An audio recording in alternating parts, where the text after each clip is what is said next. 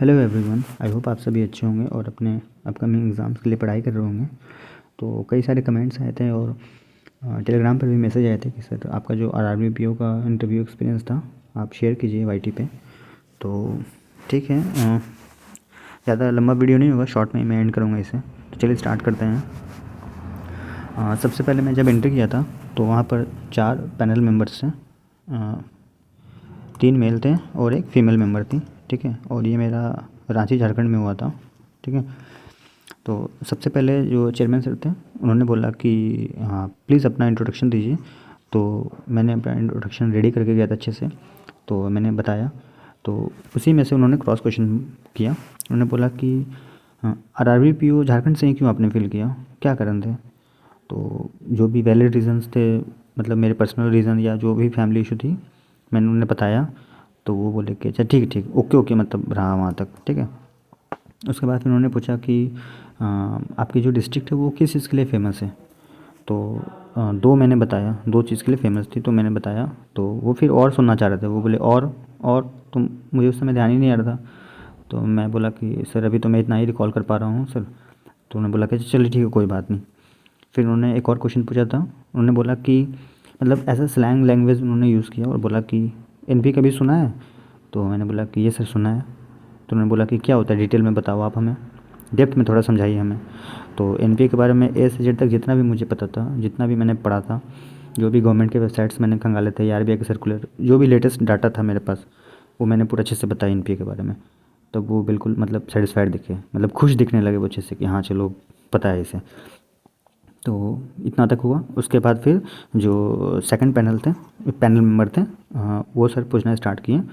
तो उन्होंने बोला कि आप ये बताओ कि आपने बोला कि जो ऐसे एसेट्स जो बैंक के लिए परफॉर्म करना बंद कर दें उसको आप एनपीए कह रहे हो।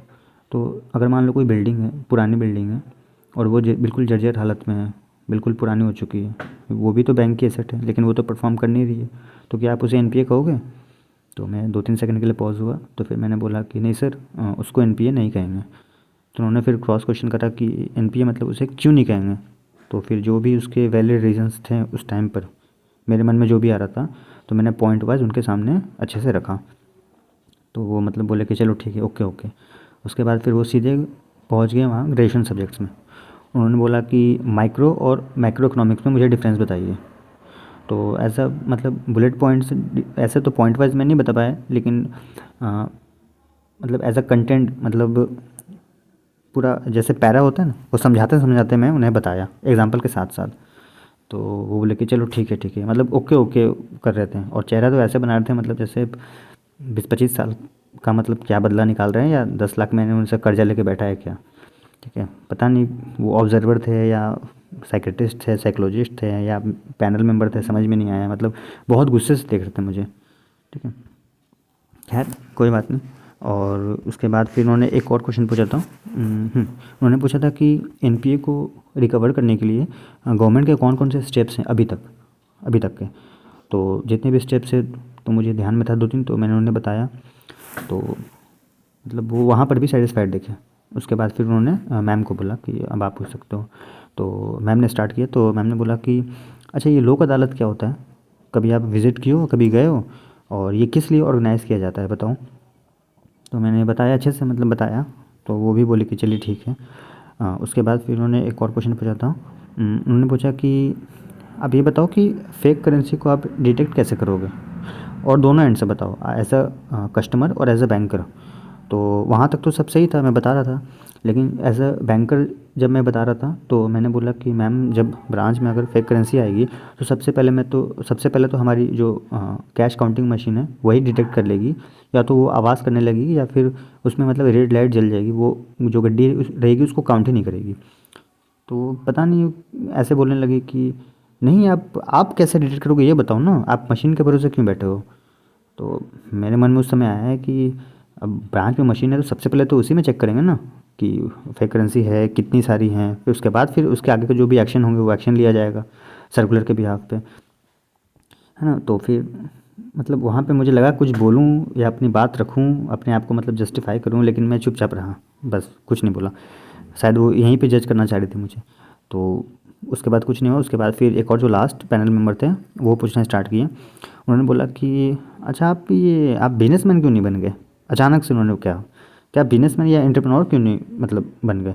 एंटरप्रेन्योरशिप आप कर लेते, आपका तो इंटरेस्ट है बिजनेस में, आपने तो मैनेजमेंट से पढ़ाई भी करी है। तो मैंने बोला कि सर मेरा मतलब बिज़नेस करने में इंटरेस्ट नहीं है सर, बिज़नेस को स्टडी करने में इंटरेस्ट है, इसलिए मैंने मतलब मैनेजमेंट की पढ़ाई की है। तो वो कह रहे अच्छा अच्छा बिज़नेस को आप स्टडी करने में इंटरेस्ट लेते हो, बिज़नेस करने में कोई दिलचस्पी नहीं है आपकी? तो मैंने बोला कि नहीं सर अभी तक तो नहीं ऐसे।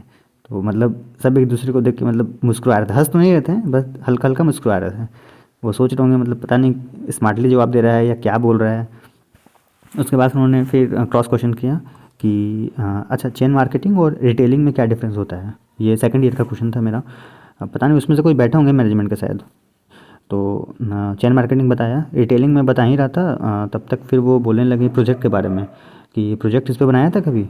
तो हुआ था सेकंड ईयर में हम लोगों का। तो मैंने बोला कि हाँ सर प्रोजेक्ट बनाया था। तो उन्होंने बोला किस पे बनाया था?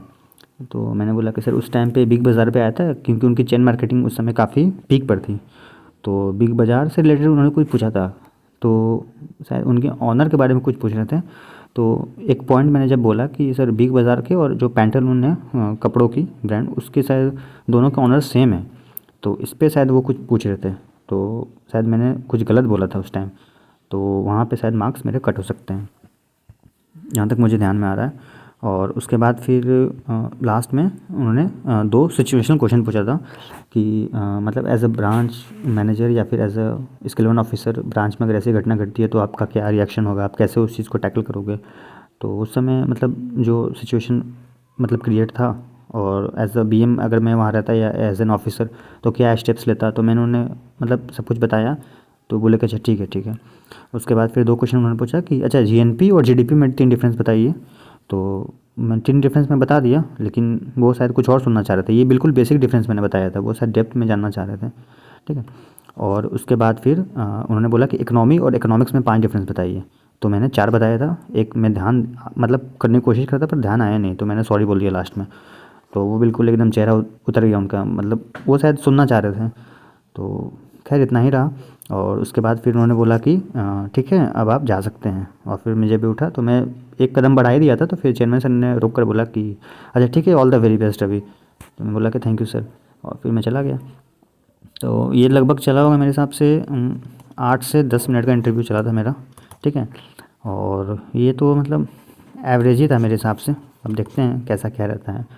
अब वो किसी इस पर कब जज कर ले कुछ नहीं कह सकते हैं। और जहाँ तक मैं आपको बता रहा हूँ, जो मेरा एक्सपीरियंस है, ये जो क्वेश्चन आंसर होता है ना, क्वेश्चन आंसर या सवाल जवाब नॉलेज, ये सब एक मीडियम होता है। ठीक है। एक मीडियम होता है पर्सनैलिटी को जज करने का। अब पर्सनैलिटी को वो ऐसे आपको देख कर या मतलब आपको बिल्कुल घूर कर तो चेक नहीं करेंगे ना। तो ये जो बातचीत करने का जो तरीका होता है ना, ये जो मीडियम, ये बस एक एक मतलब एक बहाना होता है आपके पर्सनैलिटी को चेक करने का। ठीक है। तो आप गलत जवाब दे रहे हो सही जवाब दे रहे हो, ये उतना मैटर शायद नहीं करता मेरे हिसाब से। आपकी पर्सनैलिटी मैटर करती है कि आप उस समय अपने आप को कैसे कंपोज्ड बांध के कैसे रखते हो आप उस टाइम पे। ठीक है।